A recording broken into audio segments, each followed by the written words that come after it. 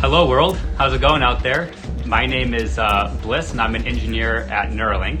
I'd like to introduce you to the first ever user of the Neuralink device, and I think you're my only telekinetic friend that I have. Yeah, I hope so.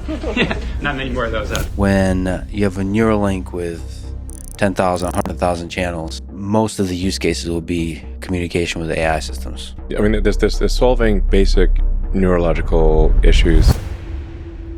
It's a tiny chip, and yet it may become the most powerful technology humanity has ever created, because unlike your phone, your laptop, or your VR headset, this device goes inside your brain.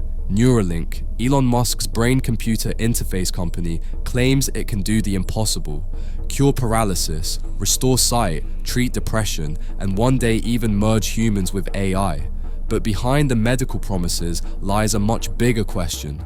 What happens when technology and the human mind finally merge? And who controls that connection? This is the race for the brain, and Neuralink wants to win it.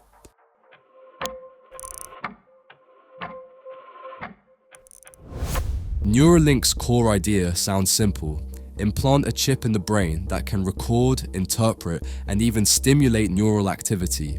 Tiny electrodes read the electrical signals that create your thoughts, memories, and movements. As he's playing this game, we're wirelessly streaming in real time the firing rates from thousands of neurons to a computer. Using these data, we calibrate the decoder by mathematically modeling the relationship between patterns of neural activity and the different joystick movements they produce. After only a few minutes of calibration, we can use the output from the decoder to move the cursor instead of the joystick.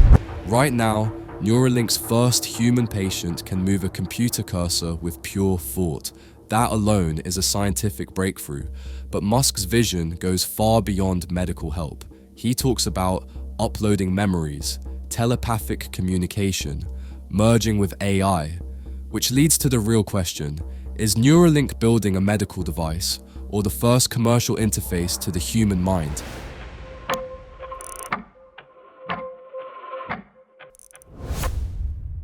Brain-computer interfaces aren't new. Scientists have been experimenting with them since the 1990s. Paralyzed patients have moved robotic arms. Blind patients have had flashes of artificial vision. But progress was slow. The devices were bulky, fragile, and often dangerous to implant. Then Elon Musk entered the field in 2016.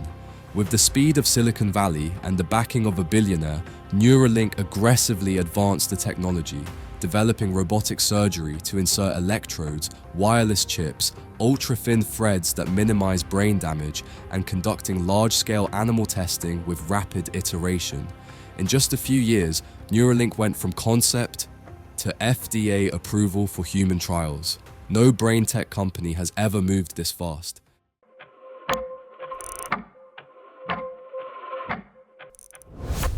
In 2024, Neuralink implanted its first human patient. Within weeks, he could control a cursor just by imagining movement. For disabled patients, this is life-changing. For Neuralink, it's proof the system works. But the trial also revealed challenges. Brain implants aren't like smartphones. You can't just restart them. You can't replace the battery. And mistakes have consequences you can't uninstall. Let's take a quick break. If Neuralink shows us anything, it's the danger of giving up control of your mind or your decisions. That's why the Alchemist exists. It's a transparent, fully automated trading tool that shows you exactly what it's doing. It scans markets 24/7, finds high probability setups, and executes trades automatically while you stay in full control. No secrets, no hidden algorithms. Click the link below and use code Neuralink for 10% off. Now, back to the story of the technology blurring the line between human and machine.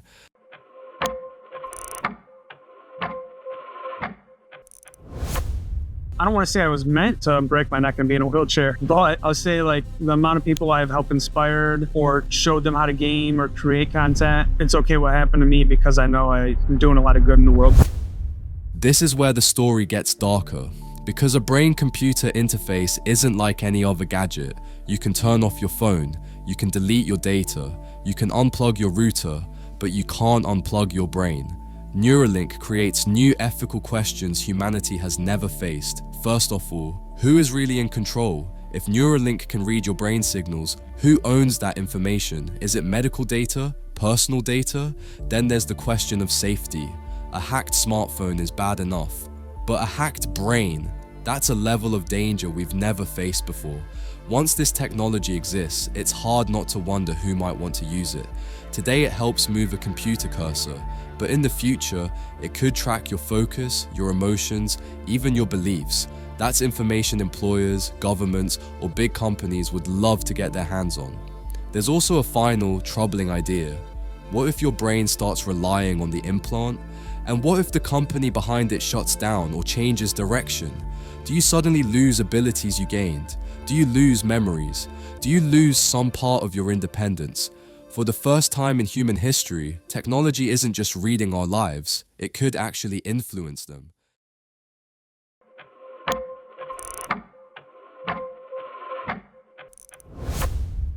Elon Musk's long-term goal for Neuralink is not medical, it's existential. He believes artificial intelligence will surpass humans. To survive, he says, we must merge with AI.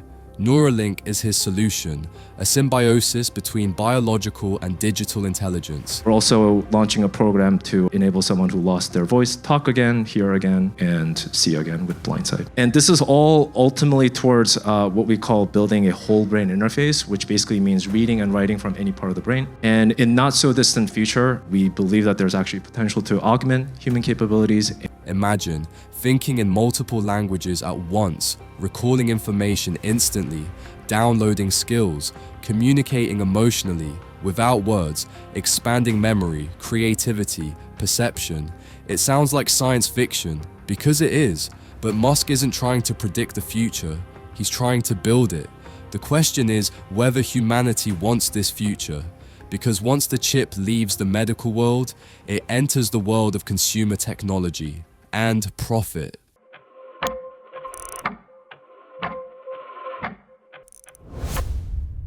Neuralink isn't alone.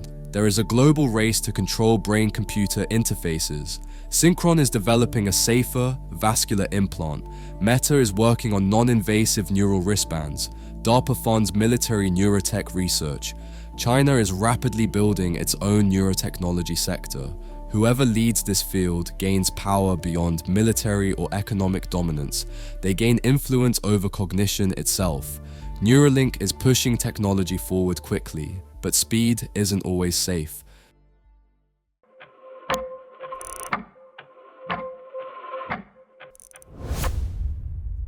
The potential misuse of brain tech is enormous. Mind reading, emotion manipulation, enhanced interrogation, neurological advertising, digital addiction at a biological level. Even Musk has said that Neuralink could eventually replace speech entirely.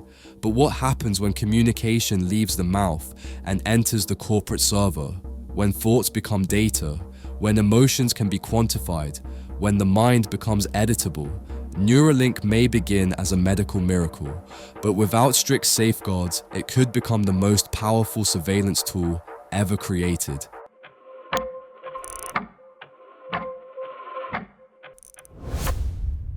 Neuralink could transform millions of lives, restoring movement, reversing blindness, treating neurological disorders, and giving independence back to people who lost it. The potential is extraordinary, but this is also the final frontier, the human mind. And once technology enters the brain, the question isn't if it will change humanity, but who controls that change. Neuralink could be a breakthrough for freedom, or the biggest threat to it. If you enjoyed this deep dive, hit like, subscribe, and as always, stay curious.